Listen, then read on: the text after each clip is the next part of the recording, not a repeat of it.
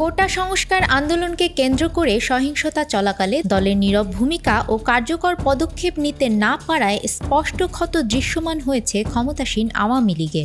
দেশব্যাপী এই আন্দোলনে দলের হাতে গোনা কিছু নেতাকর্মী ছাড়া বেশিরভাগ ছিলেন নিষ্ক্রিয়। আন্দোলন পরিস্থিতি কিছুটা স্বাভাবিক হওয়ার পরই দফায় দফায় নেতাকর্মীদের নিয়ে বসছে কেন্দ্রীয় আওয়ামী লীগ, যদিও এতে তেমন ফল বয়ে আনছে না বলে মনে করছেন সংশ্লিষ্ট নেতারা। তাদের ভাষ্য, কেন্দ্র থেকে শুরু করে মহানগর ও কিছু জেলায় শীর্ষ নেতাদের উপর আস্থা রাখতে পারছেন না নেতাকর্মীরা। তৃণমূল নেতাদের মতে দলের এই ভঙ্গুর দশার জন্য দায়ী কেন্দ্রীয় নেতারা, এরপর দায়ী তৃণমূলের সুবিধাভোগীরা। শুক্রবার ঢাকা জেলা আওয়ামী লীগ অফিসে অনুষ্ঠিত মতবিনিময় সভায় এই ক্ষোভ আরও স্পষ্ট হয়। বিশেষ করে থানা ও ওয়ার্ডের 5 নেতার বক্তব্যে দলের সবচেয়ে গুরুত্বপূর্ণ ঢাকা মহানগরের রাজনীতির বেহাল চিত্র ফুটে উঠেছে। শুধু তাই নয়, কে মাঠে ছিলেন আর কে ছিলেন না এ নিয়ে ঢাকা মহানগর উত্তর আওয়ামী লীগের দলের সাধারণ সম্পাদক SM মান্নান কোচি ও ঢাকা 14 আসনের সংসদ সদস্য মাইনুল হোসেন খান নিখিলের মধ্যে বাকবিতণ্ডা হয়। ঢাকা মহানগর দক্ষিণের অবস্থা আরও ভয়াবহ। দক্ষিণের শীর্ষ 2 নেতার মধ্যে নেই কোনো সমন্বয়।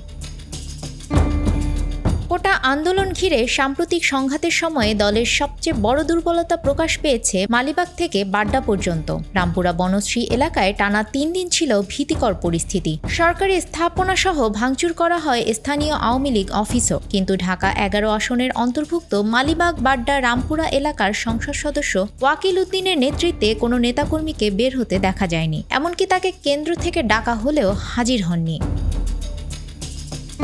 এদিকে আন্দোলন চলাকালে ঢাকা 5 ও ঢাকা 4 আসনের অন্তর্ভুক্ত এলাকা চট্টগ্রাম রোড, শনির আখড়া, কদমতলী এলাকায়ও সহিংসতা চালায় দুর্বৃত্তরা। এক পুলিশ কর্মকর্তাকে হত্যা করে ঝুলিয়ে রাখা হয়। ওই পরিস্থিতিতে এলাকায় আওয়ামী লীগ নেতাকর্মীদের দৃশ্যমান কোনো অবস্থান ছিল না। অন্যদিকে ঢাকা মহানগর দক্ষিণের শীর্ষ 2 নেতাকে মাঠে পাওয়া যায়নি। গাজীপুর ও নারায়ণগঞ্জেও ছিল বেহাল অবস্থা। নারায়ণগঞ্জে শামীম ওসমান ছাড়া কোনো নেতাই অবস্থান নেননি। অন্যদিকে গাজীপুরে দলের নেতাকর্মীদের মধ্যে হতাহতের ঘটনাও ঘটেছে। গাজীপুর সিটি কর্পোরেশনের সাবেক মেয়র জাহাঙ্গীর আলম দুর্বৃত্তদের হামলায় সংকটাপন্ন অবস্থায় আছেন।